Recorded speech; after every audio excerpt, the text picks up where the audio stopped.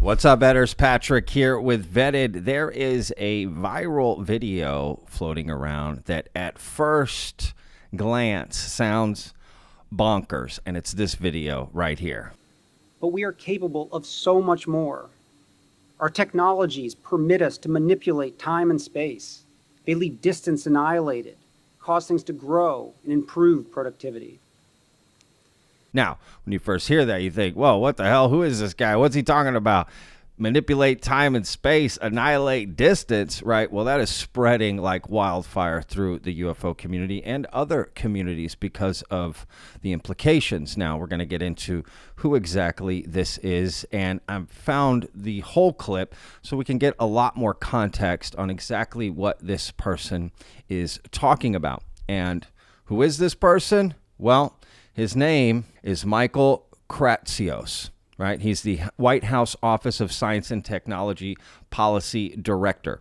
And he made this comment at something that's being called the Endless Frontiers Retreat. Let's dive into this clip and see what it's all about. Please, Vetters, before we start this, hit that like button for me. That really helps out the videos. And of course, if you like videos like this, hit that subscribe button. I put out daily videos about the UFO topic and other related issues, right? So let's get to it. Over the last few decades, America has become complacent, forgetting old dreams of building a wondrous future.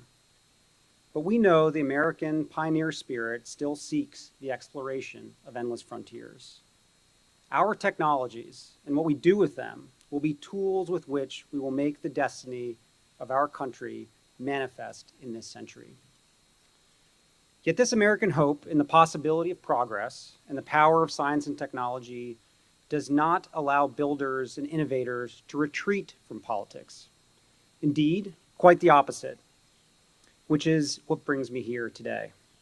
A golden age is only possible if we choose it. There is nothing predestined about technological progress and scientific discovery. They require the efforts and energies of men and women, the collective choice for order and truth over disorder and opinion. The last century was called the American century, as, despite wars and domestic conflict, the United States stood at the forefront of science and technology, building the future. With the strength of our industry and ingenuity, we created the largest middle class the world has ever seen.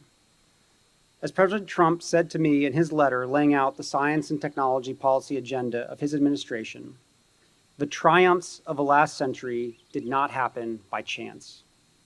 Ours was the atomic age, ours the victory in the space race, and ours the invention of the internet, collecting and connecting the multiplicity of human knowledge. Today we fight to restore that inheritance. As a failure of the Biden administration's small yard, high fence approach makes clear, it is not enough to seek to protect America's technological lead. We also have a duty to promote American technological leadership. Now, this all sounds very exciting, and don't worry, we're getting to the part that I'm sure you want to hear, right, about technology manipulation and all of that, right? It's coming. But I wanted to show the fuller, context and show more of this clip so you can kind of understand what exactly is he talking about. In my opinion, I don't really think he's kind of talking about a hidden technology that can manipulate time and space the way that we think, right? I mean, if you look through this gentleman's history, this is stuff he's talked about for a long time. And essentially, he has a problem with the way the Biden administration runs, what he's trying to do, and is happy with maybe the way the Trump administration is going to handle it. But if you look through his history, he's talked about this stuff before, and he's been at the Endless Frontiers Retreat before and spoken. He's spoken at many things, and he really focuses on AI. Now, I know people are going to interpret this any way they want, and that's fine.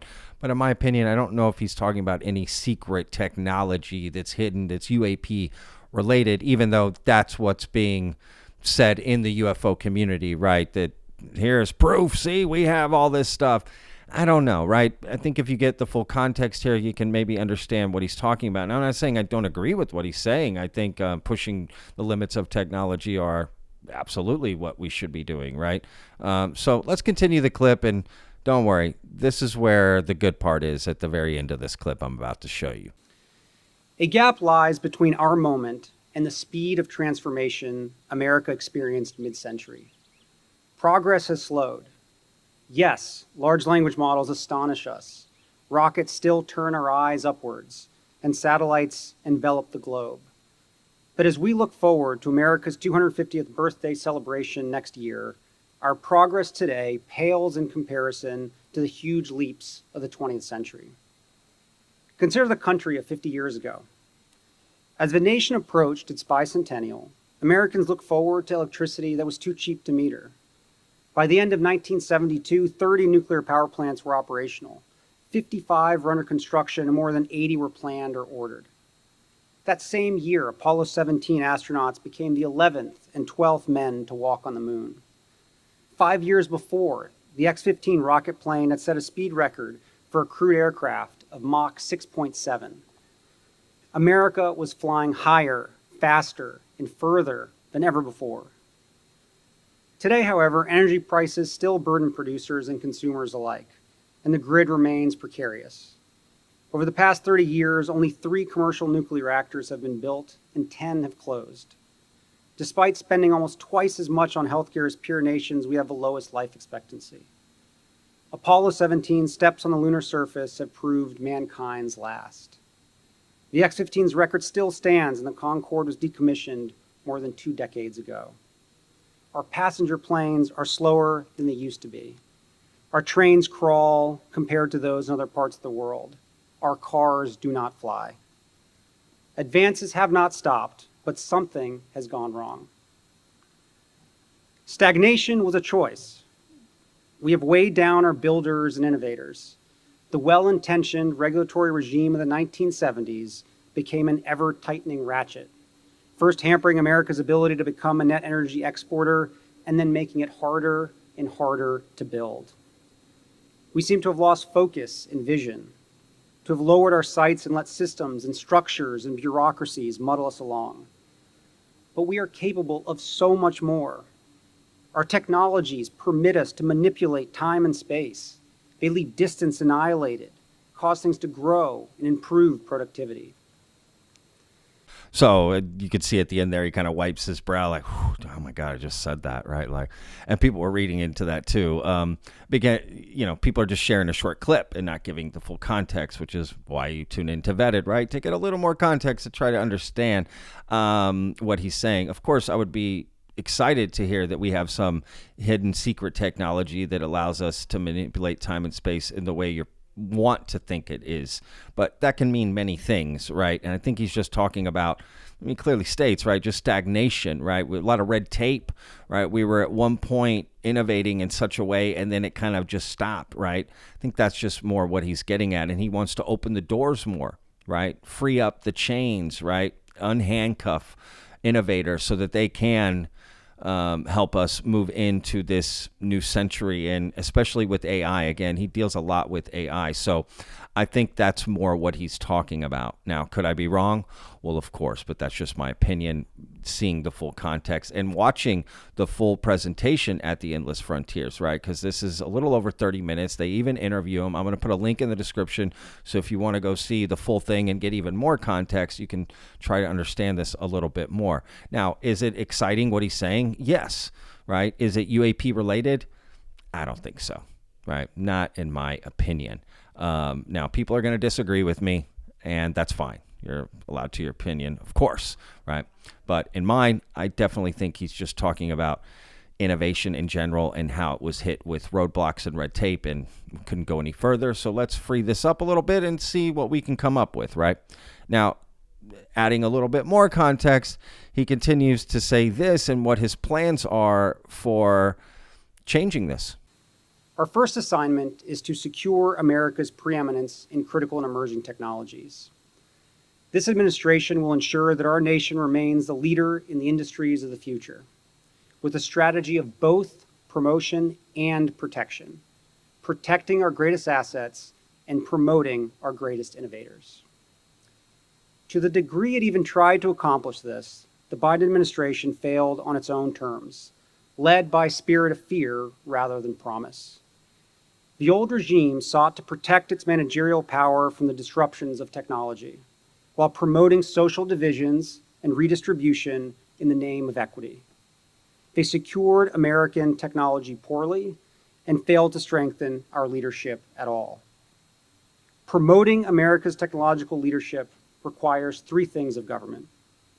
First, we have to make the smart choices of collectively allocating our public research and development dollars. Second, we have to make the right choices in constructing a common sense, pro-innovation regulatory regime. And third, we have to make the easy choice to adopt the incredible products and tools made by American builders to enable their export abroad. So there we go, right? He's laying out a plan here to sort of loosen the restrictions and open some doors again to people to be able to innovate. And I think that's really all this was about. People may read more into this, and that's fine. Again, link in the description. Go check it out for yourself. If you want more or you think it says something else, go for it. But the reason I wanted to cover it is because it's being talked about like it's something else, and I thought I should address it. You're going to be hearing about this. People are making videos about it, right? We're, quote, entering the golden age. And could there be something to it? Could this open doors for some of the secret technology? Well, sure, right? That's also possible. I'm not saying it's not, but in this specific scenario, I don't think he is specifically, revealing secrets here of any kind.